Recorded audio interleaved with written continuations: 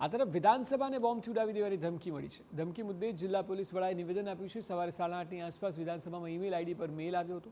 બપોરે 2 વાગે વિધાનસભાને ઉડાવી દેવાની ધમકી અપાઈ હતી। ધમકી ભર્યો ઈમેલ મળતા તપાસ હાથ ધરાઈ હતી।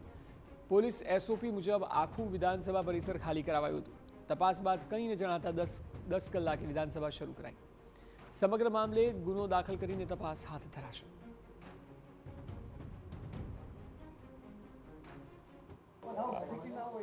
आज सवारे 8:30 वाग्याની આસપાસ વિધાનસભા ઈમેલ આઈડી ઉપર એક ઈમેલ આવ્યા છે। આમાં બોમ્બ બ્લાસ્ટની ધમકી મળેલું છે। પછી પોલીસ એસઓપી મુજબ આખું વિધાનસભા પરિસર ચેક કરવામાં આવેલ છે। 3 બીડીડીએસ ટીમ દ્વારા આખું પરિસર ચેક કરાવીને 10 વાગે વિધાનસભા શરૂ કરવામાં આવેલ છે। જો ઈમેલ આવ્યા છે એની વિરુદ્ધ ગુના દાખલ કરવામાં આવશે અને તપાસ કરીને આગળ તપાસ વધશે। જિલ્લા પોલીસ વડાનું કહેવું છે કે સઘન તપાસ બાદ પરિસરમાં કશું જ શંકાસ્પદ મળ્યું ન હતું। વિધાનસભામાં ઈમેલ આઈડી પર મળેલા મેલ અંગ્રેજી ભાષામાં છે, તો અગાઉ મળેલા ધમકીભર્યા ઈમેલ સાથે પણ તેનું કોઈ કનેક્શન છે કે કેમ તે દિશામાં પણ તપાસ હાથ ધરાઈ છે। પૂરા ઈમેલ અને અંગ્રેજી ભાષામાં લખેલું છે કે આજે 2 વાગ્યાની આસપાસ વિધાનસભાની અંદર બ્લાસ્ટ કરવામાં આવશે કરીને ઈમેલ હતું। બટ હોક્સ ઈમેલ છે।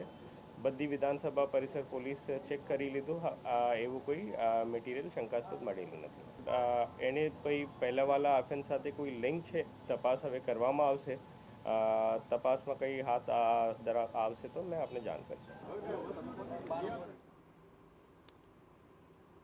વિધાનસભામાં બોમ્બની ધમકી બાદ રાજ્ય પોલીસ વડા એક્શનમાં આવ્યા। Incharge DGP doctor KLN Rao પહોંચ્યા વિધાનસભા। રેન્જ આઈજી અને એસપી પણ ડીજીપી સાથે વિધાનસભા પહોંચ્યા।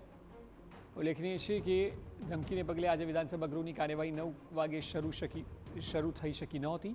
ધમકી મળતા જ તમામ ધારાસભ્યો મંત્રીઓને ગૃહની બહાર નીકળાયા। પોલીસના કાફલા સહિત બોમ્બ સ્ક્વોડ, ડોગ સ્ક્વોડની ટીમો ઘટના સ્થળે પહોંચી હતી અને સઘન તપાસ હાથ ધરી હતી। તપાસમાં કંઈ સામે ન આવતા તમામ ધારાસભ્યોને વિધાનસભા પરત બોલાવાયા હતા।